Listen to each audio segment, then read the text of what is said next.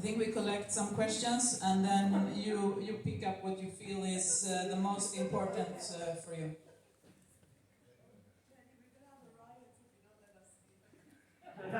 Go riot!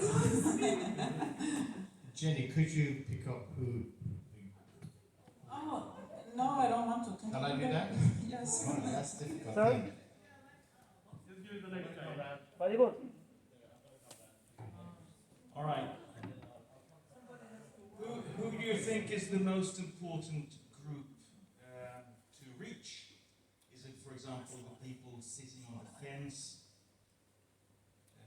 on the way to leave the religion, for example?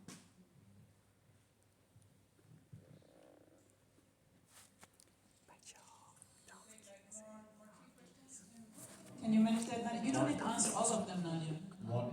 No, just pick the one that you find is important for you. I can wait with it. I can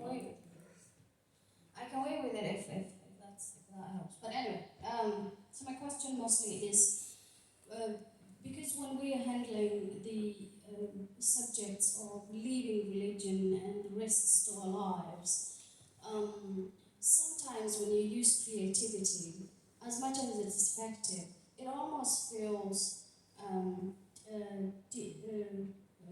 taking it down a notch down.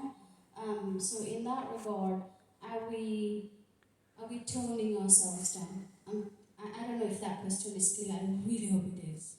Do you mean self-censorship or? Yeah. I mean in the sense that when we use humor and poetry and things like that, or a hidden message that we're not very direct with it, are we listening to the voices that we're told to tone down, or are we going with it because it's very, very effective? I'm really hoping this question is clear.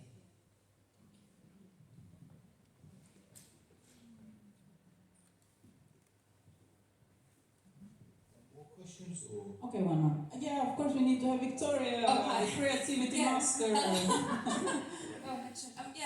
Actually, what I wanted to do was give some comments, if that's okay, just some quick ones. I think that's what Mario wanted. Is that cool? Because it's you okay, have cool. special permission. Oh, bless you. The first of all, I'm sorry if I was crying. I'm just so overwhelmed by this panel, and I just love you all so much, and I'll probably end up crying again. And can we just have a round of applause for those fucking panels? They're so amazing.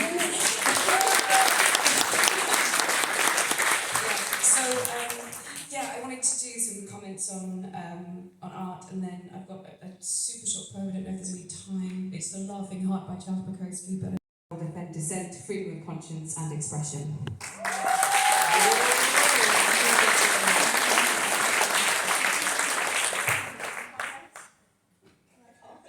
I guess we can continue with the answers now.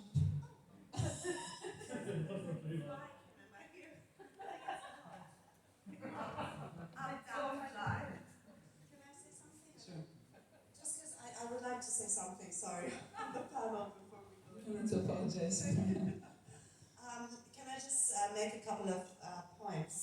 Yes. on the issue that Jimmy raised of being afraid, I guess the way to look at it is that, when you get on a plane, you might be a little afraid that it's going to crash. I think we all have that feeling, but we still get on the plane, and it doesn't paralyze us. And I think that is a very similar feeling.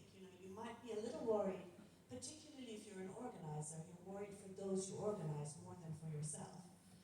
But in the end, you know that it has to be done. You have to be there, and you owe it to many people who can't. So, in that sense, it's sort of a risk you take every day in your life. This is just another one, but it's a very meaningful one, and it's a really important one as well.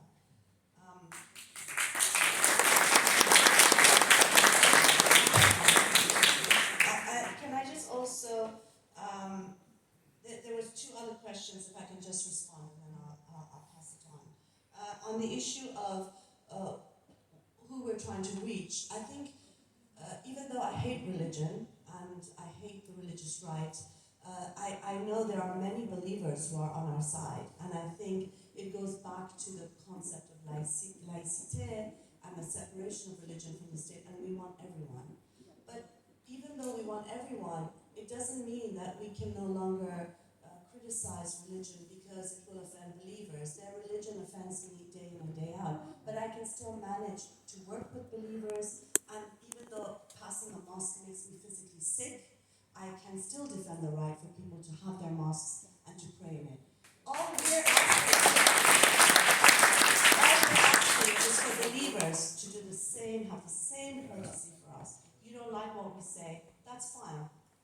Go cry in a little room on your own if your sensibilities are so fragile.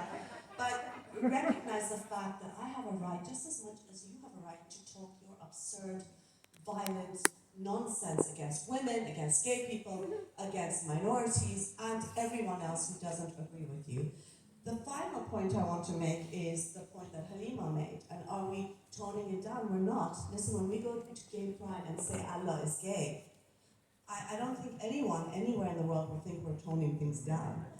But I think that we have to, because what we say is so taboo, is such a challenge to the sacred and those in power that are killing day in and day out to silence anyone that challenges them. We have to find ways that will also make people smile. And I think that is, I think Shabana Rehman, the wonderful comedian who can't be with us today because she's not well, she says, someone who's laughing isn't afraid anymore. And I think it is about, using creativity to open up that space. A lot of ex-Muslims would not have marched at Gay Pride. They were afraid to march at Gay Pride. But they kept coming in larger and larger numbers because it was a creative way of saying something that means so much and is actually a matter of life and death to so many of us.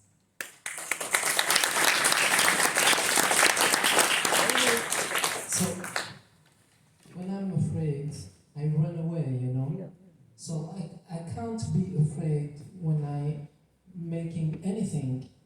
For me, it's something, it's reality. I mean, I can understand some people are afraid about something, but for me, it's not a reason to not doing something, I just forget my fear, and also I think in my life the adversity, it's something like oil, for me, for my motor, I like it, Also, the Islamists challenge me, they want to kill me, they want they want me to not speak anymore, to not making movie, so I will make more and more, A lot of time, when journalists ask me, but why are you making this movie, And I said, but why don't you ask me why you are breathing, why you are eating, why you are making love, why you are, I need this to feel in life. I need this. They believe, there is paradise after death. So for them, they are only here to wait for death. And for me,